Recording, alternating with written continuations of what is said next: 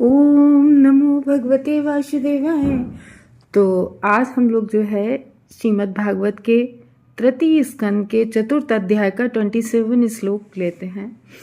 तो अब जो है हम लोग श्री सुखदेव स्वामी परीक्षित महाराज से क्या कहते हैं कि कल हम लोगों ने जाना था कि उद्धव जी कह रहे हैं कि आप शिक्षा मैत्रेय मुनि से लीजिए और हम जो है नर नारायण के पास जाएंगे। तो अब श्री सुखदेव गोस्वामी परीक्षित महाराज से कह रहे हैं, इति सह विदुरेण विश्वमूर्तेर्गुण कथया सुधिया प्लावितोरुताप क्षणमिव पुलनेयमवस्तु सुत्वः समुषित औपर्गर्विनिशाम ततो गात। तो कह रहे हैं कि इति सह विदुरेण, यानी कि सुखदेव गोस्वामी ने कहा कि इति इस प्रकार से, सह यानी कि साथ, किसके साथ थे उद्धव जी? विदुर महाराज के साथ। इस तरीके से विदुर महाराज के साथ दोनों ने बातचीत की किसके बारे में? विश्वमूर्ते। विश्वमूर्ते कौन है? वो विराट पुरुष भगवान श्री कृष्ण, उनकी बातों में पूरी गुण कथया उन विराट पुरुष श्री कृष्ण भगवान के दिव्य गुणों के बारे में बातचीत करते रहे। दोनों भगवान के दिव्य गुणों की चर्चा करते रहे। और वो कैसे होते हैं? सुधिया, अमृत के तुल्य होते हैं वो दिव्य गुण भगवान के। हम लोग भागवतम में क्या करते हैं? भगवान के दिव्य यश गुण रूप लीलाओं की तो चर्चा कर रहे हैं। और ये बिल्कुल सही है, हम लोगों ने अब तक जाना कि जब हम भगवान का नाम लेते हैं, भगवान के रूप गुण चर्चा करते हैं, तो वो भगवान से अभिन्न है। अगर हम लोग भगवान की बात कर रहे हैं, भागवतम सुन रहे हैं, तो भगवान इस समय यहाँ उपस्थित हैं। और जैसा कि हम लोगों ने फर्स्ट कैंटो में पढ़ा था ना, सब पुंसा परो धर्मो यतो भक्तिरधोच्छजे अहेत क्या अप्रतिहता यत्मा स्वप्रसीदति। हम लोगों ने कहा था कि संपूर्ण मानव जाति के लिए का यही मुख्य धर्म है क्या? कि वो भगवान की हर मनुष्य भगवान के जो भगवान है उनके दिव्य गुणों की चर्चा करे और भगवान की प्रेमा भक्ति प्राप्त करे। क्योंकि भागवतम मेन 3 चीजें हैं। तो अविधेय है, तो हमारा क्या प्रयोजन होना चाहिए? संबंध, अविधेय, प्रयोजन। पहले तो हमें ये जानना पड़ता है ना भागवतम में कि हमारा भगवान के साथ क्या संबंध है, फिर अविधेय क्या है उसको करना, फिर प्रयोजन क्या है कि भगवान की प्रेमा भक्ति प्राप्त करना। तो इस तरीके से यहाँ पर दोनों लोग वही कर रहे हैं। दोनों गुण कथा, भगवान के दिव्य गुणों के बारे में बातचीत करते करते जो अमृत तुल्य थी, प्लावित उरुतापहा, जो प्लावित उरुतापा, ताप चढ़ा था किसका? जो अत्यधिक कष्ट से अभिभूत थे। कि भाई देखो पूरा वहां पूरे यदुवंशी, उद्धव जी कौन थे? पूरे यदुवंशी चले गए और भगवान भी इस धराधाम से जा रहे हैं और अब उद्धव जी तो, और भगवान सबसे ज्यादा तो भगवान के जाने का कष्ट उद्धव जी जो भगवान के साथ खेले, और भगवान जी के मंत्री भी थे उद्धव जी। और देखो एक चीज देखी आपने कि उद्धव जी भी मंत्री थे और इधर विदुर महाराज भी मंत्री थे। दोनों मतलब इतने राजसी ठाठ में रहते हुए भी, और दोनों लोग भगवान के कितने बड़े भक्त थे। तो इस तरीके से उन लोगों को क्या हुआ था? प्लावित उरुतापा, अत्यधिक कष्ट से जो अभिभूत थे, वो क्षणम इव, तो एक वो पूरी रात जो वो लोग बातें करते रहे, तो वो कैसी पूरी रात निकली? क्षण में निकली। और कहाँ थे? तट पर थे। क्योंकि लिखा है ना, यमुना सवसुस्ताम, यमुना जी के तट पर दोनों बैठे थे। तो यमुना जी के तट पर दोनों की ऐसी भगवान के दिव्य गुण रूप लीलाओं की चर्चा करते करते पूरी रात बीत गई और ऐसा लगा क्षण।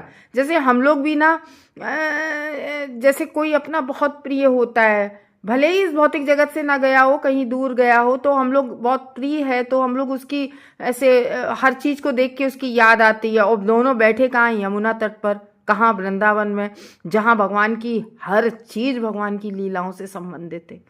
कि अगर यमुना जी का पेड़ देखो तो भगवान की, वो यहाँ से छलांग लगाते थे, वो यहाँ से ये करते थे, वो यहाँ से ये करते थे, ऐसे होता है ना। तो वो कह रहे हैं कि उस यमुना नदी के तट पर बिताई उन्होंने पूरी रात। किसने?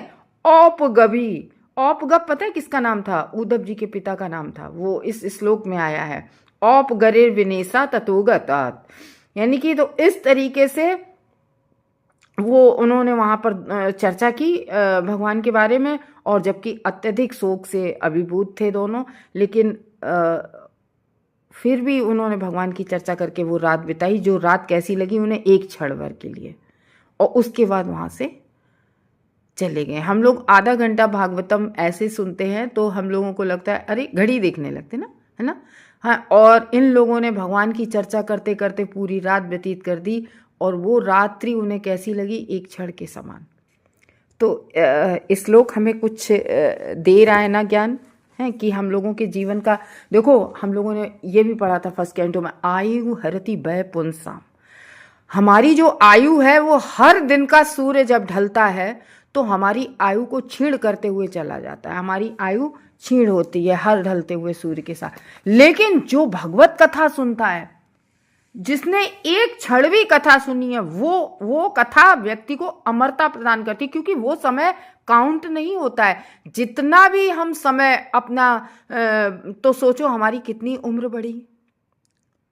जब हम भागवतम सुनते हैं वो समय आयु, एक एक क्षण हमारा आयु में गिना जाता है, लेकिन जो समय हम भगवान की चर्चा में लगाते हैं वो, और कलयुग का तो ये बिल्कुल महाप्रभु ने आके दे दिया है, क्योंकि ये अब कलयुग में यही संकीर्तन यज्ञ, भगवान की चर्चा, भगवान का नाम, यही यज्ञ है। क्यों? क्योंकि इस कलयुग में ना तो हमें सामग्री इतनी साफ सुथरी मिलती है, वो चीज़ पवित्र नहीं मिलती है, ना वो अब उस कैटेगरी के पंडित रहे हैं कि वो बहुत अच्छे से मंत्र पढ़ रहे हैं, या मतलब यज्ञ के बहुत नियम होते थे, इतनी ईंट लगेंगी, इतनी ऊंचाई पे बनेगा, ऐसे सीढ़ीदार बनेगा, बहुत नियम होते थे। तो इस तरीके से कलयुग का सबसे बड़ा यज्ञ है संकीर्तन यज्ञ। तो इस तरीके से यहाँ पर ये वाला श्लोक के टाइम पे श्री सुखदेव गोस्वामी परीक्षित महाराज को कह रहे हैं। तो यहाँ पर भगवान श्री कृष्ण के लिए जो इस में विश्व मूर्ति शब्द आया है, भगवान श्री कृष्ण के लिए उपयोग हुआ है, तो उद्धव और विदुर दोनों ही कृष्ण के प्यार से बहुत अधिक दुखी थे। और उद्धव जी भी थे, विदुर भी थे, कि भगवान के जाने की वजह से बहुत दुखी थे। तो भगवान के इस तरीके से दिव्य नाम यश गुणों के बारे में जितनी चर्चा करते जाएं उतनी उन्हें कम लग रही थी, उतना ही उन्हें भगवान श्री कृष्ण का जो चित्र है, जैसे मतलब हम लोग किसी की बात करते हैं ना तो उसकी छवि आँखों में ऐसे नहीं सामने आ जाती है, तो ऐसे ही वो दोनों उनकी बात कर रहे हैं भगवान श्री कृष्ण की, और उन्हें वो उनका वो सर्वत्र सब कुछ दृष्टिगोचर होने लगता है। पिछली सारी लीलाएं जैसे जैसे बात करते हैं वो सब चित्र की तरह से निकलती चली जा रही उनकी आंखों से, दोनों लोगों की आंखों से। तो भगवान श्री कृष्ण के दिव्य स्वरूप का ऐसा मानस दर्शन ना तो मिथ्या होता है और ना काल्पनिक होता है, ये कोई काल्पनिक नहीं है। देखो हम लोगों को दिखते नहीं है प्रत्यक्ष रूप से, भगवान की वृंदावन में लीलाएं हमेशा चलती रहती हैं। तो ये काल्पनिक नहीं है, ये वास्तविक परम सत्य होता है। तो भगवान को विश्व मूर्ति के रूप में देखा जाता है तो वे न तो अपना व्यक्तित्व खोते हैं भगवान, ना ही अपना दिव्य सनातन स्वरूप, भगवान का दिव्य सनातन स्वरूप है, और वे सभी जगह उसी रूप में दृष्टिगोचर होते हैं। भगवान हर जगह दृष्टिगोचर होते हैं। तो इस तरीके से जब वो क्या कहते हैं नारद जी हैं, तो नारद जी को हमारी भागवतम में इसका प्रमाण है। नारद जी जो है, तो नारद जी से भगवान कहते हैं कि जहाँ मेरे भक्त मेरे गुण बोलते हैं मैं वहाँ ही तुरंत चला जाता हूँ। तो किस तरीके से, जिस तरीके से उनका विदुर और उद्धव का जो भगवान के प्रति विरह जनित ताप है वो कैसे कम होता है भगवान को याद कर करके। तो ये जब हम इस भौतिक जगत में किसी को याद करते हैं वो हमें ताप बढ़ता रहता है और शोक बढ़ता है जब हम याद करते हैं, और भगवान की बातें, भगवान की रूप गुण की चर्चा वो ताप को कम करती हैं। तो दोनों ही भक्त बहुत प्रभावित थे, विदुर और उद्धव दोनों ही, और दोनों इस समय वृंदावन में हैं। सब ओर से कृष्ण की स्फूर्ति हो रही है दोनों की। सब पुरानी लीलाएं याद कर रहे हैं।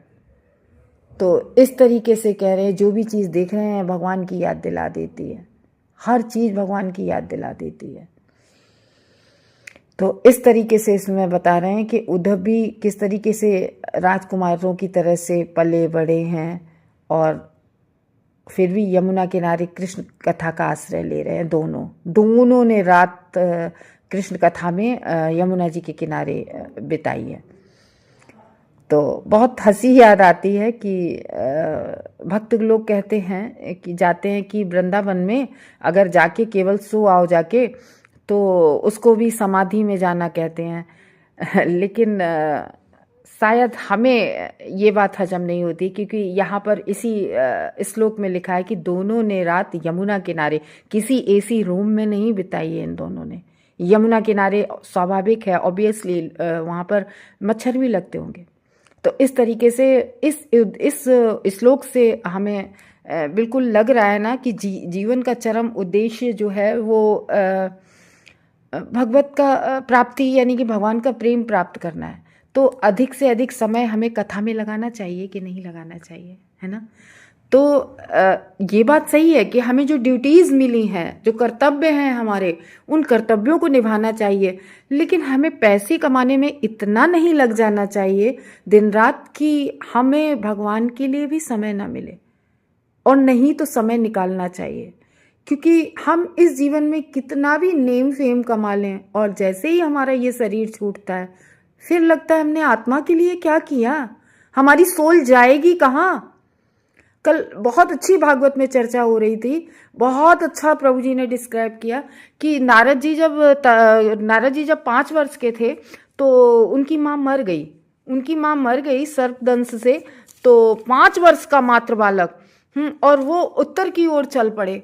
और उत्तर की ओर इसमें भागवतम के फर्स्ट कैंटो के 6 चैप्टर की चर्चा हो रही थी। तो एक श्लोकी पे बोले थे प्रभु जी, बहुत अच्छा बोले थे। वो बोल रहे थे कि नारद जी जब गए तो रास्ते में नदी और बहुत सुंदर सुंदर उपवन, फिर सोने की खदानें, चांदी की खदानें, फिर उसके बाद में तांवा, शहर, नगर, मतलब कोई भी चीज़ उनको अट्रैक्ट नहीं कर पाई। उन्होंने ये नहीं सोचा कि यहाँ मैं कोई भौतिक आवश्यकता अपनी पूरी कर सकूं।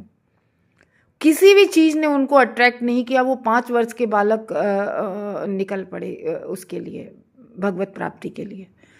तो उसी तरीके से प्रभु जी ने बहुत अच्छा समझाया कि हमारे शास्त्रों में लिखा, इसी तरीके से जब हम भक्ति भी करें तो हम भक्ति में इतने दृढ़ हो जाए कि जब हम भगवत बैकुंठ धाम भी जाएं तो बीच में हमें बहुत बड़े बड़े ये लग्जूरियस लोक मिलते हैं। जैसे ऊपर हम जाते हैं तो स्वर्ग भी मिलता है, महर लोक भी मिलता है, ब्रह्म लोक भी मिलता है। कितने लोग जैसे स्वर्ग के हम लोगों ने जो सुन रखे हैं, हमारे शास्त्रों में है। तो कह रहे हैं प्रभु जी कि कहीं भी हमें अट्रैक्ट बीच में नहीं होना है, नहीं तो हम ऊपर बैकुंठ धाम, भगवान के धाम नहीं जा पाएंगे। नहीं तो अगर हम जरा सा भी अट्रैक्ट हुए तो भगवान सोचते हैं कि नहीं, अभी इसकी अभिलाषा पूरी, और कहीं हम स्वर्ग लोक अटक पड़े। और स्वर्ग लोक की एक उम्र होती है, कितने दिन रहना है स्वर्ग लोक में। जब हमारा 1 वर्ष होता है तब स्वर्ग लोक के 24 घंटे मात्र होते हैं। टाइम तो बहुत होता है। तो इस समय हमारी जितनी भी अवधि होगी, हम स्वर्ग लोक में जितने भी हमारे पाप पुण्य कर्म होंगे, हम स्वर्ग लोक में व्यतीत करेंगे। और उसके बाद में स्वर्ग लोक का स्थान क्या है, हम नीचे फिर पटके जाएंगे। फिर इस भौतिक जगत में हमारा कहाँ से अधोपतन हो जाए, हम भक्ति करें या ना करें, हम फिर हमें पता नहीं किस योनि में भटक जाए कुत्ते की, और फिर इस तरीके से हमारा कितना हमारा वो हो जाएगा पतन। तो इस तरीके से हमें बहुत ही सजगता से भक्ति करनी है। तो हमें कुछ भी हो, भक्ति हमारी दृढ़ हो जाएगी धीरे धीरे, एकदम से किसी की नहीं होती है। तो हमें धीरे धीरे भक्ति में, हमें भगवान की कथा अवश्य, भागवतम सुनिए आप कहीं से भी जहाँ से आपको अच्छा लगे, लेकिन हाँ, भगवत कथा सुननी बहुत आवश्यकता है। हरे कृष्ण भक्तों।